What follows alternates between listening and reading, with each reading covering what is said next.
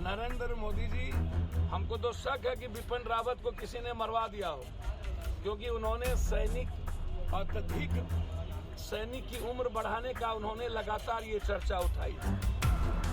अब जो हमारे सबसे बड़े बाना सिंह परमवीर चक्र, उसको भी आप डरा दिए। 18 साल का चंद्रजीत यादव को भी डरा दिए। तो आपको सबको खौफ और डर के साये में रखना चाहते हैं। हम यदि आपको किसी को बोलेंगे कि तुम 10 बजे 10 घंटा के बाद मर जाओगे, तुम तो पहले ही मर जाओगे। तो इस सरकार ने कंप्लीट मारने की तैयारी कर लोग बैठे ये मानव निर्माण के, समाज निर्माण और विश्व निर्माण के बौद्धिक लोग, यह सरकार भारत हो या राज, हमेशा से इस कंट्री में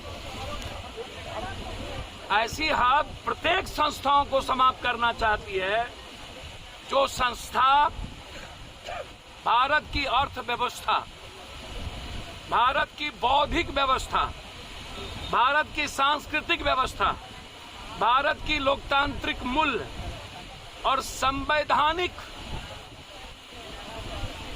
विचारों को सेव करती है या उसको रेस्पेक्ट के लिए काम करती है। 140 करोड़ लोग, जो दुनिया की सबसे बड़ी ताकत है, यह सरकार कभी भी संस्थाओं को बढ़ाने के अलावे उसको कमजोर करती रही है। चाहे वो न्यायपालिका हो, चाहे वो फिल्म लाइन का हो, चाहे वो किसान का मुद्दा हो, चाहे वो बैंकिंग हो, चाहे वो ईडी हो, चाहे वो कॉलेजेस हो, चाहे वो अस्पताल हो। One nation one rank, no nation no rank no pension, संविदा वर्ल्ड का डिमांड है, इंडिया का डिमांड है। संविदा और नियोजित जैसी चीजों को सबसे हटाइए। ये आप अभाव में और डर में रख करके किसी व्यक्ति से एक बेहतर इंसान और बेहतर राष्ट्र और बेहतर विश्व की कल्पना नहीं कर सकते हैं।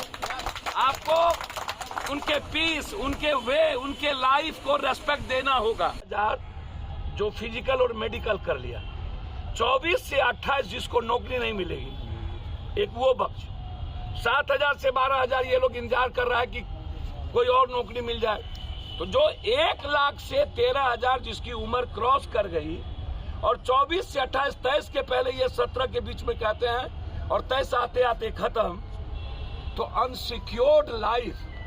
हम यदि आपको किसी को बोलेंगे कि तुम 10 बजे 10 घंटा के बाद मर जाओगे, तुम तो पहले ही मर जाओगे।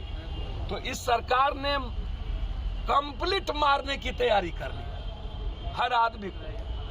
तो इसीलिए इससे हमारा सीमा भी असुरक्षित हो गई। और जो डर था पाकिस्तान और चाइना और अन्य कंट्री को कि वहां की फौज मर के भी, लड़ के भी, जान दे के भी हमें जीतने नहीं देगी, वो असंटेड, उसको हमने असुरक्षा की भावना करके मरने का जज्बात को कम कर दिया। क्योंकि मैं क्यों मरूं, 3 साल तक हम चुपचाप चले जाए यहाँ से। ना नौकरी, ना सैनिक का नाम, ना शहीद का नाम, ना सैनिक का नाम। पहले तो आप बता दीजिए भारत के नौजवानों को, सैनिक नहीं लगेगा। वो जो कुछ लड़के से मोदी भक्त लिखवाते हैं, सैनिक है, सैनिक में जाएंगे, 4 साल के लिए जाएंगे। ये जो गोधना से गोधा लिए हैं मंगनी के चंदन, ये और हम लोग के नेता, इधर रघुपति बाबू, इधर दिनेश बाबू और उधर राघवेंद्र कुशवाहा जी, और पीछे जिन लोगों ने अनुपम जी है, हिमांशु जी, अनुपम जी हमेशा दिल्ली में सोशल कॉज को लेकर के कंट्री जब भी, जैसे गिरफ्तार कल आपने कर लिया, नुपुर ने इतनी बकवास गाली दी, उसको नहीं गिरफ्तारी हुआ। लेकिन एक टिप्पणी मात्र नुपुर के कारण हुई, उसकी गिरफ्तारी हो। तो यह जेल से अभी तिहाड़ से आया। तो इन लोगों ने आज बिहार के बच्चों को यह बताने के लिए कि हम सबको खड़े होने की जरूरत है। हमें इन लोगों के बारे में पता चला तो मैं अपना सारा कार्यक्रम, जबकि 2 मर्डर, हमको लगा कि इनके मॉरल और ऐसे साथियों के साथ खड़े होनी चाहिए। इसीलिए हम लोग इस गांधी मूर्ति के जगहों से ये बताना चाहते हैं कि मरने वालों की तादाद मारने वालों से ज्यादा है। जो लड़ने वाले हमारे साथी थे, जिनको कुछ दिन पूर्व में जेल में रखे, अब मोदी जी के इतिहास में हार्दिक पटेल एक दिन में ठीक गंगा स्नान करना हो और दुनिया का सबसे शुद्ध और पवित्र आदमी बनना हो तो आरएसएस का दूध पी लो गणेश भगवान की तरह। मोदी और अमित शाह का चरणामृत ले ली तो जैसे 21 दिन में सब केस वापस हो गया पवार जी का, अभी अजीत पवार का, अब फिर वो दूध के धुएं हो गए। हार्दिक पटेल सबसे गंदा आदमी थे और 21 दिन में दुनिया के सबसे अच्छे आदमी हो गए। बंगाल में सब गंदा आदमी था, 21 दिन में सबसे अच्छा आदमी हो गया ममता दीदी को छोड़। तो इस कंट्री में वो उनके लिए, उनकी सत्ता के लिए और मोदी भक्त जो लोग हैं, आप इसको समझिए। अब पहले भी मैंने कई बार कहा कि यह जो चीजें हैं 14 लाख से 7 लाख फौज को कम करने की एक योजना चाइना पाकिस्तान के भीतर या दुनिया के भीतर जो भारत की इकोनॉमी का सबसे बड़ा अप्रोचेबल जगह है, भारत का रेस्पेक्ट किसी व्यक्ति के कारण नहीं है, हमारी जो इकोनॉमी का ग्रोथ है, जो खुदरा बाजार है, मिडिल क्लास है, वो दुनिया में हमारे रेस्पेक्ट को बढ़ाता है और दुनिया को आकर्षित करता है। जॉब को खत्म करने का काम, no pension, no rank and no country को कोलैप्स कर देने, भारत के फौज पर और भारत की सुरक्षा पर हमला नरेंद्र मोदी जी ने किया, उसकी आत्मा पर हमला किया। नरेंद्र मोदी जी, हमको तो शक है कि बिपिन रावत को किसी ने मरवा दिया हो, क्योंकि उन्होंने अत्यधिक सैनिक की उम्र बढ़ाने का उन्होंने लगातार ये चर्चा उठाई थी। अब जो हमारे सबसे बड़े बाना सिंह, परमवीर चक्र, उसको भी आप डरा दिए, 18 साल का चंद्रजीत यादव को भी डरा दिए।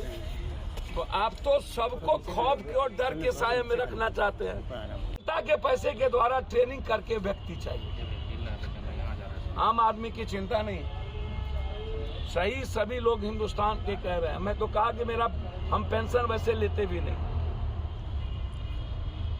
तो भारत के फौज के लिए हम बिजली, पानी, रेलवे, पेंशन, इसको छोड़ दो। पहले नेता और जो सीनियर पदाधिकारी है, पहले जो जिसको 2 लाख, 4 लाख, 1 लाख से ऊपर का तनख्वाह है, वो पेंशन छोड़ दे। सर, योजना जो फ्री स्कीम योजना है, पहले सुनिए सर, फ्री स्कीम योजना को समझने का प्रयास करो, उसको बंद कर दे भारत में प्राइम मिनिस्टर, और उसके पैसे का पेंशन फौज को दे।